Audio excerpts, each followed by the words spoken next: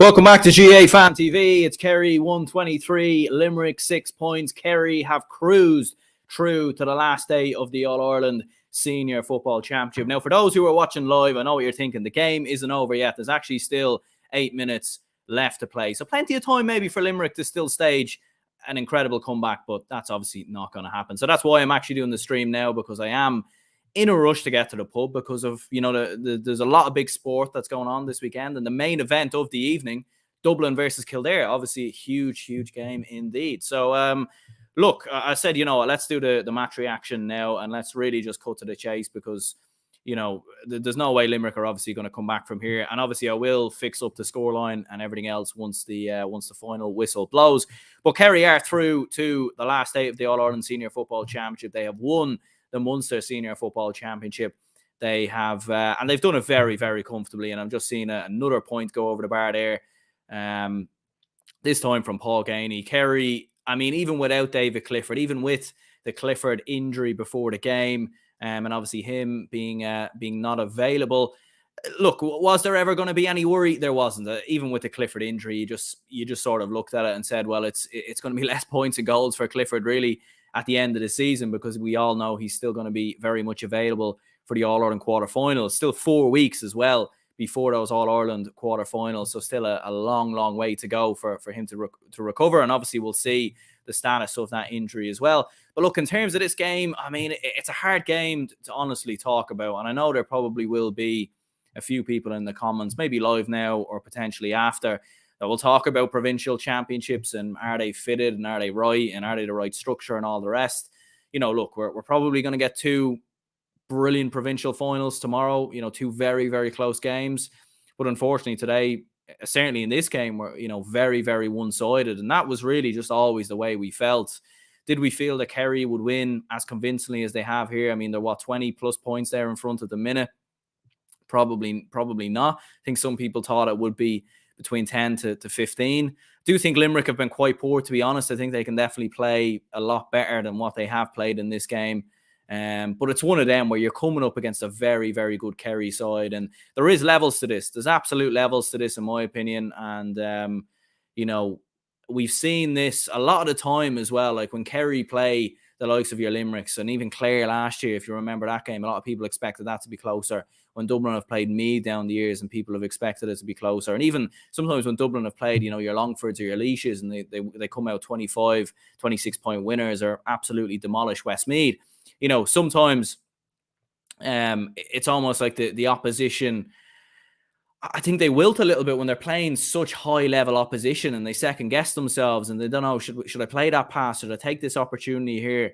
Should I kick over the top? Should I take a risk? And sometimes a lot of these sides, they don't take enough risks against the big teams because they're fearful of what they might be able to do. And you can understand why, because, you Kerry 125, Limerick 6 points. I mean, it's an absolute demolishing. It isn't even a game. And, even watching the commentary and listening to the fans, it nearly felt like you were watching a golf game or a tennis game because there was just no atmosphere whatsoever. And you can't blame any of the fans. I've been there myself, been at Dublin games where, I remember playing Westmeath in a Leinster final, I think 2017, and, it was 15 plus up at half time. It is just unfortunately how it is. But look, you can't take anything away from Kerry because whilst in commentary, Kevin McStay was saying that they haven't been at their best and they haven't looked great. I find that strange, to be honest, because they've 125 on the board here going into the final 5 minutes. They've absolutely cruised their way through the Munster Championship. They haven't been at their best, but they haven't needed to be. There's no point conserving energy when you've got bigger games, bigger fish to fry. It's a marathon, not a sprint, as they say. And Kerry maybe haven't been at their best, but they've been very, very good. And, if there's another level to go up on, I think then a lot of the other counties should be very, very fearful, in my opinion, most certainly. I think Kerry they've been excellent, absolutely excellent throughout the game. Controlled the game in and around the middle with Jeremy O'Connor in there, Jack Barry as well.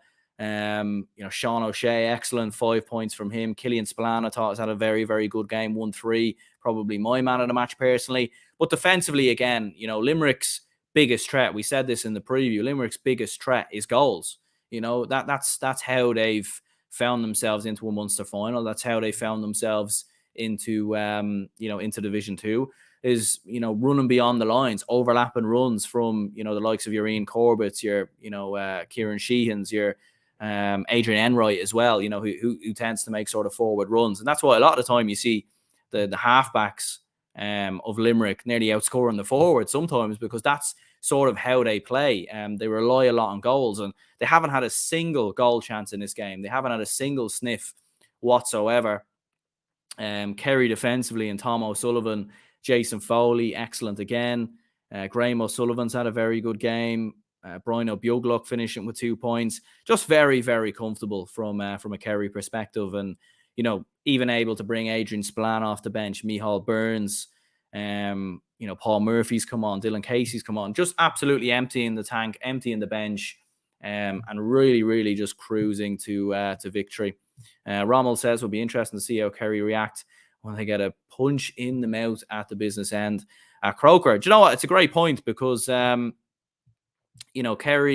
that is the big question, and we're still none the wiser, really. I hope they get a tough draw in the quarterfinals. I really do.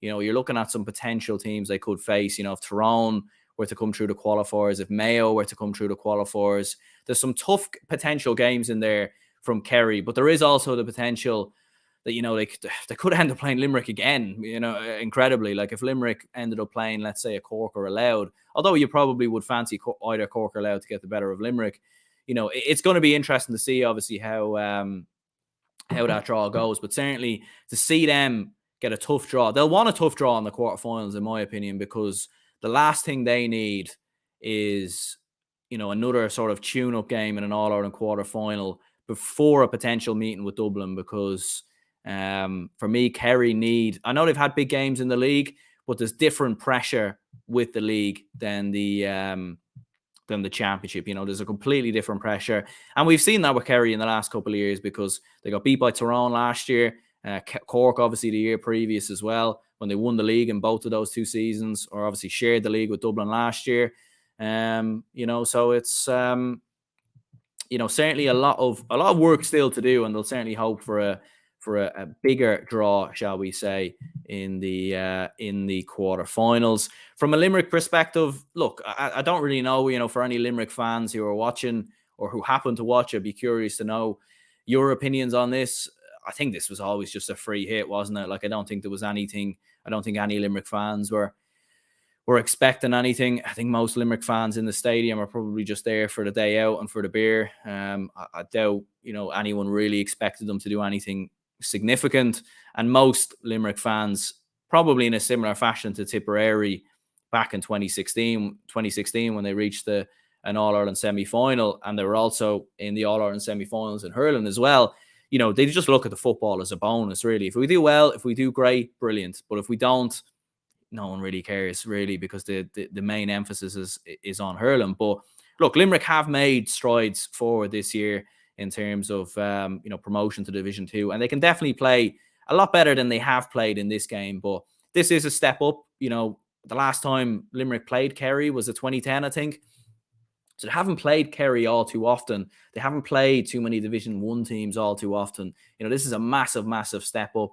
And hopefully for Billy Lee and for this Limerick side, it's a bit of a learning curve moving forward, because they are moving in the right direction, and they probably won't play too many teams better than Kerry in the championship again. And going into the qualifiers, if they can regroup, get themselves together, it isn't inconceivable they reach an All-Ireland quarterfinal, and that would be an incredible, incredible achievement for this Limerick side. So yeah, congratulations to Kerry. We're just going into injury time there. Kerry 127, Limerick 7 points. There will be a Dublin and Kildare match reaction out at some stage. I'm not too sure when it will be.